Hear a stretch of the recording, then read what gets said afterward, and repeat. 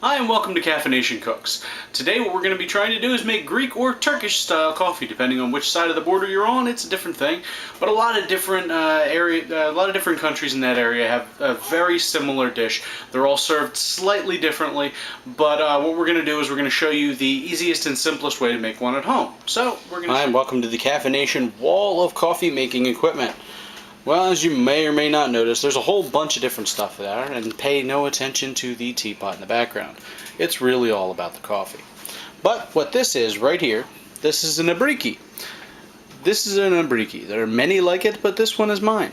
What it is a copper coffee pot with a bent handle so that you can hold it over heat, and it has a tin lining. Well, at least this one does. It usually has a beaten patina on the outside, so you can kind of tell what it is. What you want to do is you want to put it on your stove, if you have a gas burner like I do, and put it on a very small heat originally. You want to make the flame just big enough to where it sits under the actual thing. If you had it on high because you want it to boil quickly, if you look really close, the flame actually goes up and around the coffee pot, and that's not really what you want. So dial it back down to where it's under there, and what you have up here, water, it's cold. Now we go back over. This is the Breville Smart Grinder. So what we're going to do is we're going to hit this. I already have it on the super fine setting. As you can see, very, very fine. The dial all the way over here puts it in there. I have a nice espresso roast in there. And then I'm going to put it up to 3 shots. Have it all the way up to the strongest. A little hard to find this sometimes. And then we're going to hit go. Alright, so after the noise is done, we've brought the noise, now we have the funk. This is standard coffee. I'm not sure if you can see exactly how fine and granular it is. It's normal, you know, it's what everybody puts in their drip brewers. Over here we have the superfine coffee. It's actually so powdery and so finely ground that you can kind of make a little sand sculpture with it if you really wanted to. But this is the consistency that it has to be to actually make good Greek coffee. So what we do is we move over to the abriki that is just starting to bubble. And you can put the coffee in before this, doesn't really matter.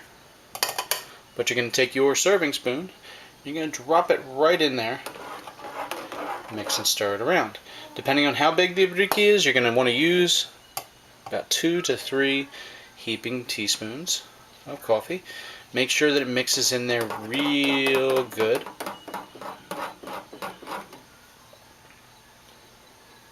You'll notice that the crema actually starts to appear on the top. You're going to super saturate the water with the coffee. You have to mix it in really good so you don't have any dry clumps that kind of come up to the top.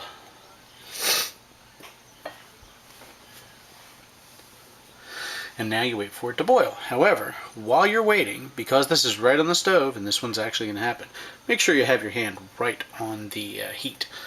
You can also do it similarly by having your hand on the handle.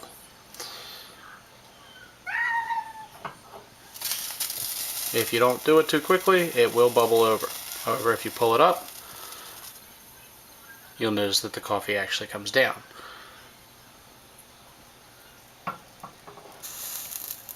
What you want to do is, unlike most coffee, you actually want to let this boil. It will boil up significantly, and it'll start to bubble over. And you'll notice that the bloom at the top actually starts to rise and fall. What you're trying to do is get a nice good bubble over top of it to where the bloom is actually gone. There you go. That's roughly what you want. You want a good boil on it. Greek coffee is actually boiled twice. So after it boils, you pull it off, you let it cool for a little bit, and then you put it back and try and bring it back up. Should happen relatively quickly.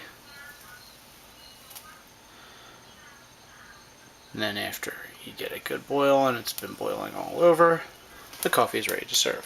Now there are a couple different ways to actually make Greek coffee, and this is not the traditional way that I've been told by a couple other people.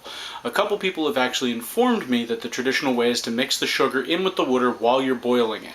I personally don't take sugar in my coffee, and when you put sugar in there and you actually let it to boil, you usually equal the sugar with the coffee. So for every spoonful of coffee you have a spoonful of sugar. Believe me, it is an unbelievable and really, really nice sweet drink. However, I love the strong Greek coffee that you get by doing it this way. And if you'll notice that it did boil over there, so that is a very real thing that can happen and you have to attend it. This is not something you just set and forget. This is something where you actually have to enjoy the actual process of making coffee.